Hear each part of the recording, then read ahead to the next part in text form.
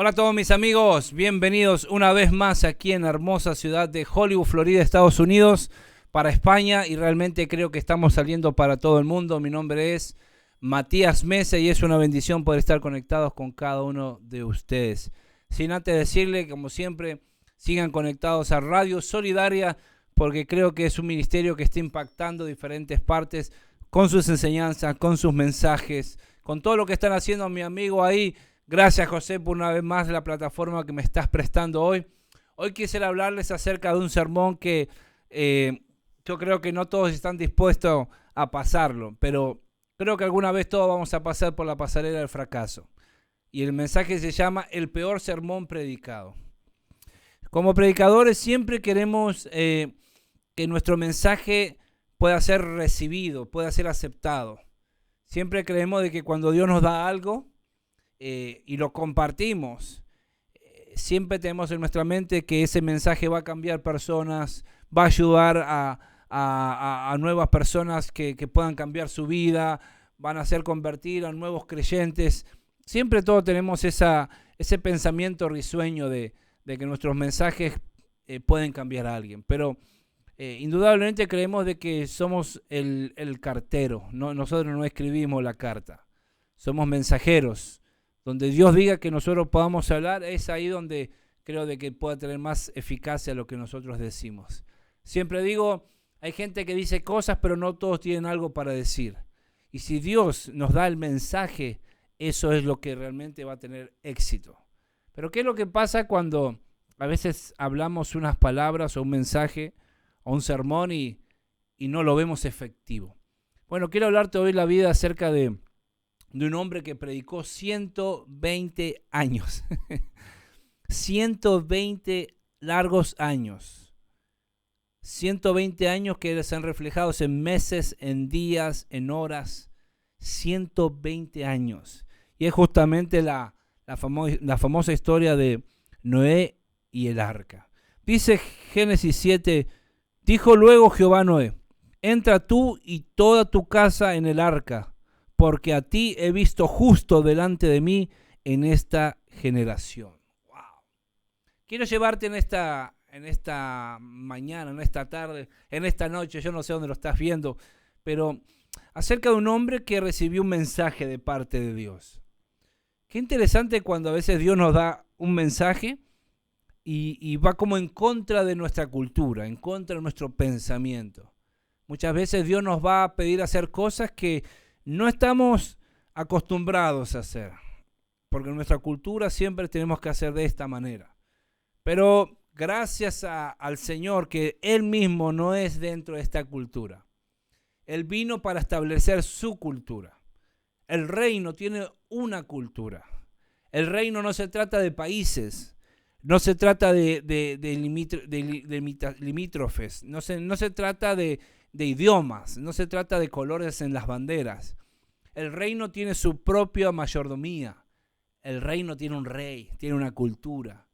Y cuando nosotros estamos dispuestos en vivir para el rey, tenemos que estar dispuestos en vivir en su cultura. Y la cultura del rey, la cultura del reino no es demócrata. No es que uno dice y el otro lo percibe y lo acepta. Y no. El reino tiene solamente una palabra, una voz, y esa es la voz que se va a respetar y obedecer. Y eso es lo que quiero hablarte en este día. La voz de ese rey le dijo a un hombre que jamás había visto la lluvia, ni sabía lo que era lluvia, jamás había caído agua del cielo. Y de pronto Dios le dice, quiero que vayas y hagas un arca. Quiero que empieces a agarrar madera y le empieces a dar ciertos tipos de medidas, en codos, en esto, hazlo de esta manera, hazlo de esta altura. Imagínate crear algo que nunca antes lo has visto. Y yo no sé vos, pero yo creo que entraría en cierta crisis, porque ¿cómo Dios me está pidiendo hacer algo que no sé cómo lo voy a hacer?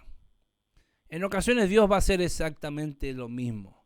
Dios nos va a mandar a hacer cosas que a veces nosotros ni sabemos por dónde empezar, pero Él va a proveer los recursos.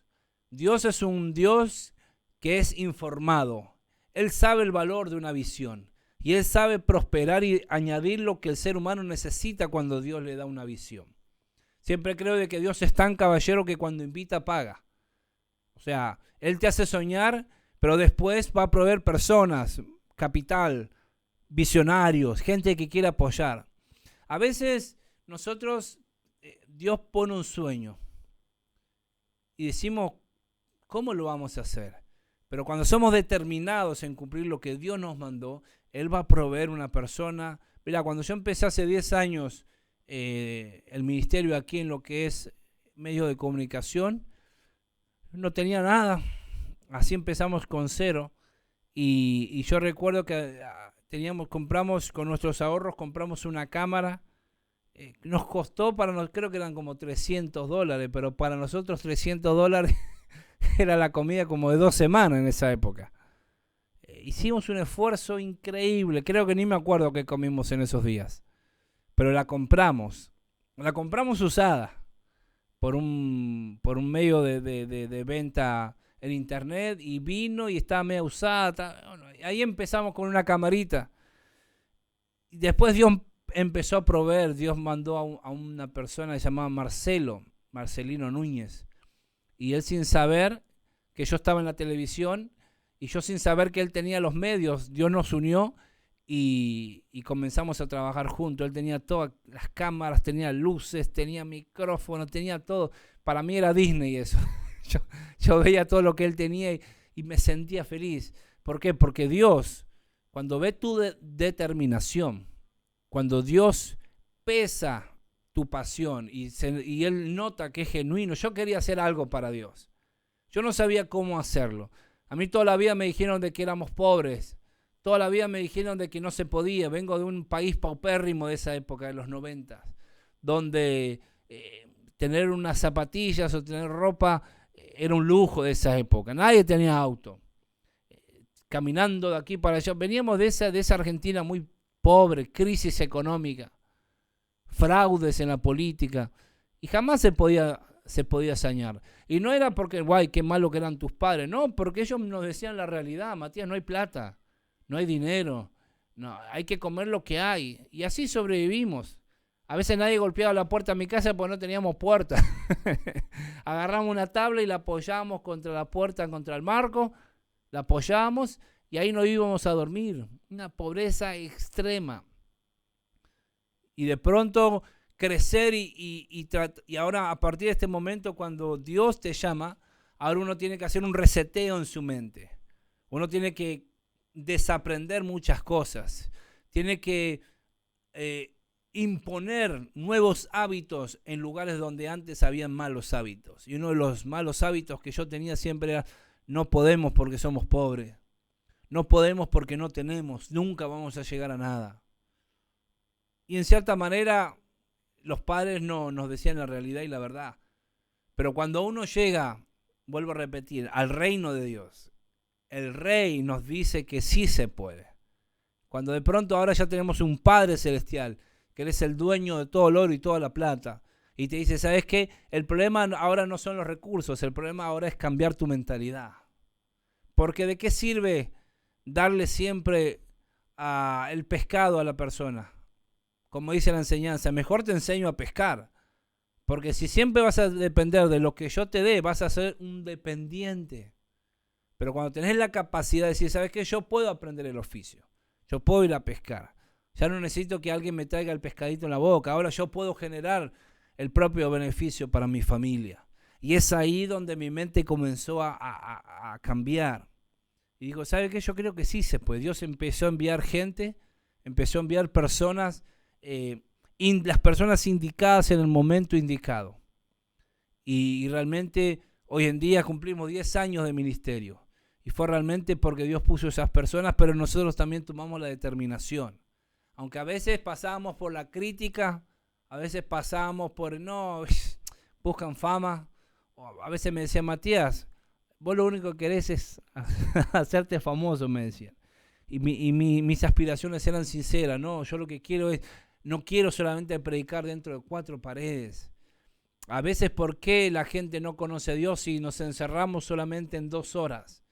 Y sentimos su gloria, Sentimos una atmósfera cambiando continuamente dentro de la iglesia. Pero ¿por qué eso no se puede vivir afuera? Decía yo. Y en cierta manera a veces yo era el rebelde, era el que iba siempre en contra de cultura, el que iba siempre, no, pero no, yo digo, esto lo tenemos que llevar allá afuera. Y así fue donde pudimos o tratamos hasta el día de hoy de llevar ese evangelio hasta donde podemos. Yo puedo entender quizás en cierta manera Noé, cuando dicen, ¿sabe qué? No hay nada acá. ¿Qué vas a inventar? Pero Dios, de en medio de la nada, Él puede hacer todo. ¿Qué tienes en tu mano?, le dijo Dios a Moisés. El creador de los 206 huesos. El creador de cada átomo en el interior del ser humano. Aquel que puso tejido viviente. Aquel que puso músculos. Aquel que puso carne. Aquel que puso células y millones de células en los ojos y en todo el organismo humano. Aquel que a cada estrella le puso un nombre y no un número. Aquel que sabe todas las cosas, le pregunta a un simple humano, le dice, ¿qué tienes en tu mano? La pregunta no era porque Dios no sabía lo que tenía Moisés, sino porque Moisés, él no se estaba dando cuenta de lo que tenía en ese momento. Para Moisés quizás ese palo era solamente para rascarse la espalda, o quizás para agarrar una ovejita cuando se iba lejos, o para apoyarse cuando estaba cansado. Y a veces menospreciamos lo que Dios nos da. Pero dijo, con esa vara, con ese palo, vas a hacer los milagros más grandes que nunca has visto en tu vida. ¡Wow! Y fue justamente lo que pasó. Para Moisés en un momento ese era un palo, pero de pronto, cuando estaba enfrente de Faraón, Moisés tira ese palo y se convierte en una serpiente y termina comiendo a las otras serpientes. Con ese palo lo injerta, lo pone dentro de las aguas y las aguas se transforman en color sangre. Con ese palo él golpeó el mar, ese gran mar, el mar se abre y ellos pasan en seco. Con ese palo él golpea la roca. ¿Te das cuenta que a veces nosotros menospreciamos como que siempre el pasto del vecino está mejor que el nuestro? Como que siempre Dios bendice el ministerio del otro más que mi ministerio. No, Dios nos da lo que hoy tenemos y excelencia es hacerlo mejor con lo que hoy tenemos. Y hay personas que me dicen, Matías, yo no puedo hacer porque no tengo todo. ¿Cuándo vas a tener todo? ¿Cuándo vas a tener todo para empezar? No, hoy es el día para empezar. Yo empecé con una camarita. Hoy en día soy director de una radio de miles y miles y miles y miles y miles de dólares, donde hoy puedo darte este mensaje a vos y estoy acá en este estudio. Pero cuando Dios ve tu determinación y pasión, Él va a proveer los recursos. Así estaba Noé. Yo no sé cómo lo va a hacer, pero de pronto empezó a proveer la madera, empezó a proveer los medios. Pero aquí hay algo muy interesante. Noé comenzó a predicar de que iba a venir el fin del mundo. Él estaba diciendo, es tiempo de entrar. Cuando él terminó esa arca, seguía predicando y predicando y predicando. Y la gente se reía, diciendo, mira, este hombre está borracho, está ebrio. Y hay gente que dice, el peor sermón de la Biblia es el sermón de Noé. Porque él predicó 120 años y ni uno de los que los escuchó se salvaron. El peor sermón de la historia es el de Noé. No, yo creo que el sermón con más éxito en la Biblia es el de Noé. ¿Por qué? Porque Noé no ganó a nadie allá afuera, pero ganó a su casa. Wow. Imagínate 120 años predicando. El año número 40, Noé, hoy voy a tener un buen mensaje. Y termina el mensaje y la gente riéndose, burlándose de él. Y así pasando los años, Noé en cada pastel le agregaban una velita más. Él soplaba más velas, pero cuanto más el pastel se hacía grande, la gente no lo escuchaba. 120 años predicando y ni uno se convirtió. Pero qué determinación de un hombre para que su familia pueda acatar y obedecer el mandato de él.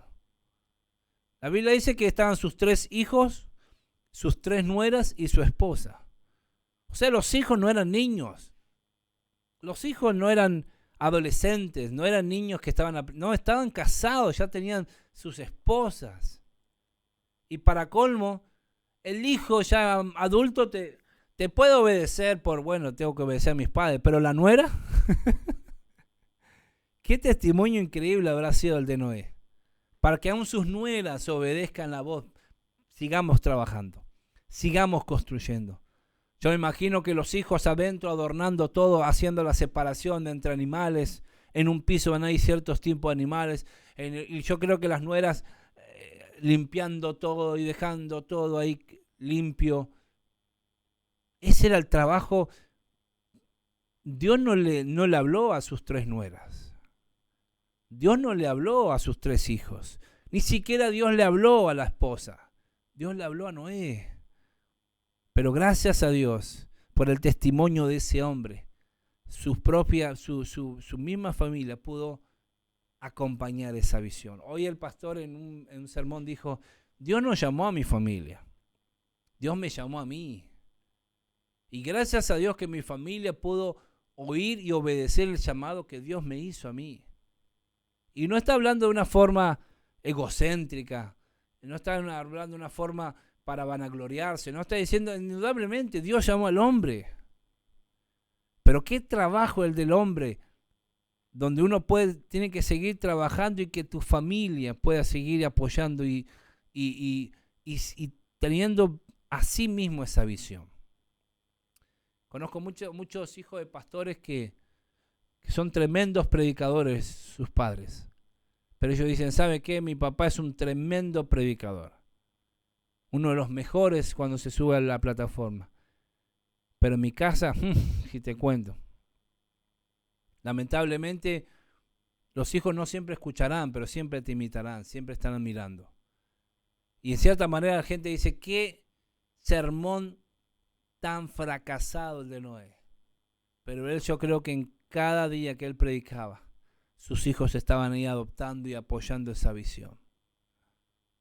Otro sermón quizás que fue fracasado, indudablemente fue el del Señor Jesús para muchos. Porque de pronto 5,000 personas comieron sin contar a las esposas y a los hijos. 5,000. Imagínate, se da más o menos una estadística que son entre 15,000 personas. Porque si 5,000 más las esposas, más un hijo, era imposible igual un hijo en esa época. Pero pongámosle entre 15,000 personas. Imagínate Jesús dando de milagros y la gente se agolpaba con escuchar a Jesús. El famoso sermón del monte. Un sermón que él estaba predicando y ya se hacía de noche. Y es donde dice, Señor, ya se está haciendo de noche y acá nadie tiene auto. Nadie tiene avión privado, todos se tienen que ir caminando. En otras palabras, en el primer momento del ministerio de Jesús, la gente lo seguía, multitudes dice la Biblia que lo seguían. Pero de pronto cuando ahora el Señor empieza a afinar, empieza a apretar las clavijas, empieza a afinar las cuerdas, ahora donde pronto empieza a decir que ya el pecado no es aquel que lo comete, sino que el pecado es aquel que lo piensa y lo maquina en su corazón. Ahora cuando él empieza a hablar que hay una generación perversa, ahora cuando él comienza a hablar de fariseos, de hipócritas, sepulcros blanqueados, ahora empieza a decirle, ustedes también están haciendo lo malo. Ahora cuando Jesús empieza a enfrentar el pecado de la gente, fíjate lo que dice Juan 6:66, mirá qué número, 6:66. Desde ese momento entonces muchos de sus discípulos volvieron atrás y ya no andaban con él. Qué sermón tan fracasado para muchos. Porque hay gente que piensa éxito es una iglesia llena. Éxito no es una iglesia llena. Éxito es un discípulo que dé su vida por su maestro. ¿De qué sirve tener iglesia llena? Y que así como están las iglesias llenas, también el pecado está lleno en su corazón.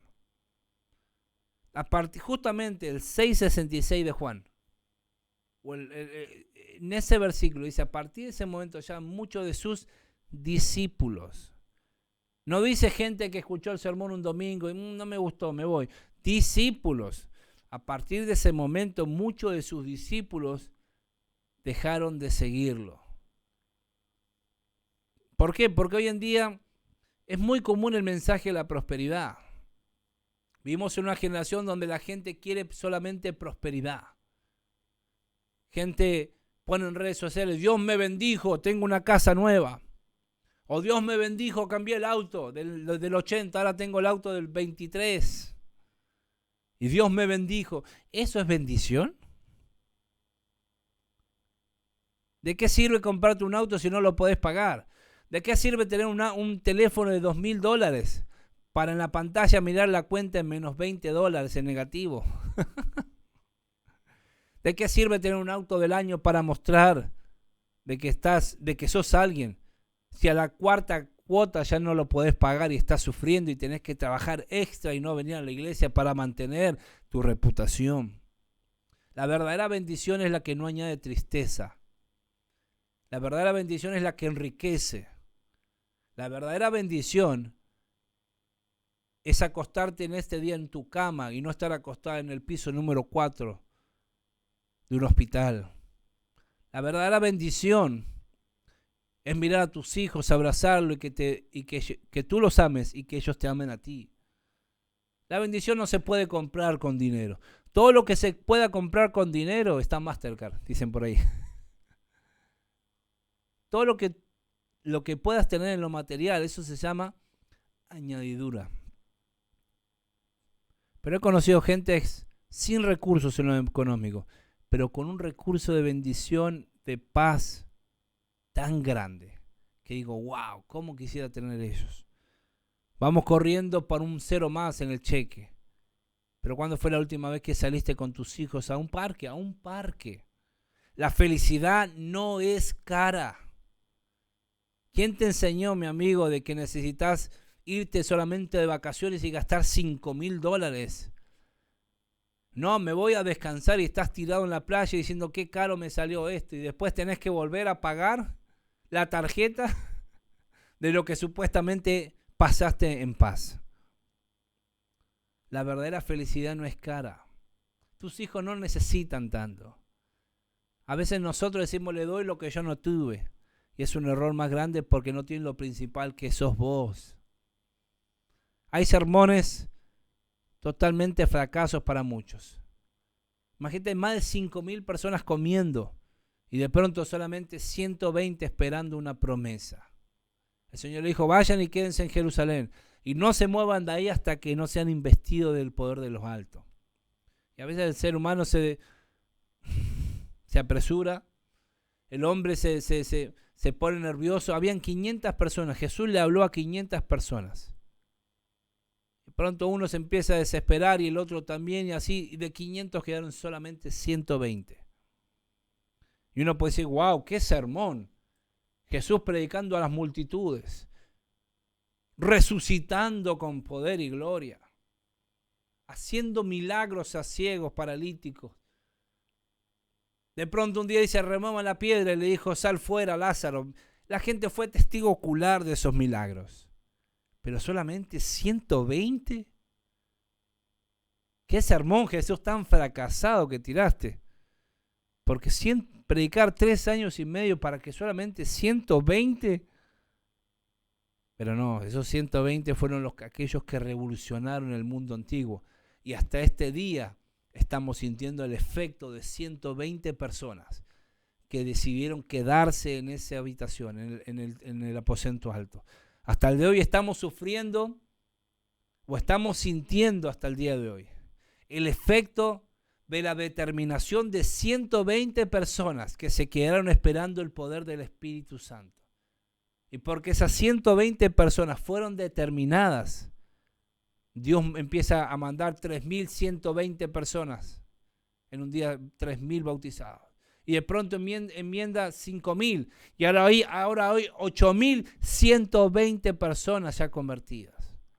De pronto, uno de esos hombres que limpiaban la mesa y servían a las viudas, se presenta delante de esos hipócritas y fariseos y de ser un mesero, un diácono, Esteban, a predicar el sermón, uno de los sermones más largos de la Biblia.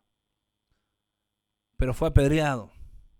Sin embargo, por medio de ese mensaje, una carta principal, una persona, una figura principal en el Nuevo Testamento. Saulo en esa época, pero después Pablo fue aquel que revolucionó todo el mundo antiguo. Te das cuenta por la determinación de 120 personas. En otras palabras, a veces nosotros pensamos que hay sermones que son fracasados, que fueron fracasados. Bueno, yo creo que el mejor sermón no es aquel que sienta aprobación de la gente. Si hoy en día el mensaje de tu pastor te ofende, quiero decirte que el pastor está haciendo buen trabajo.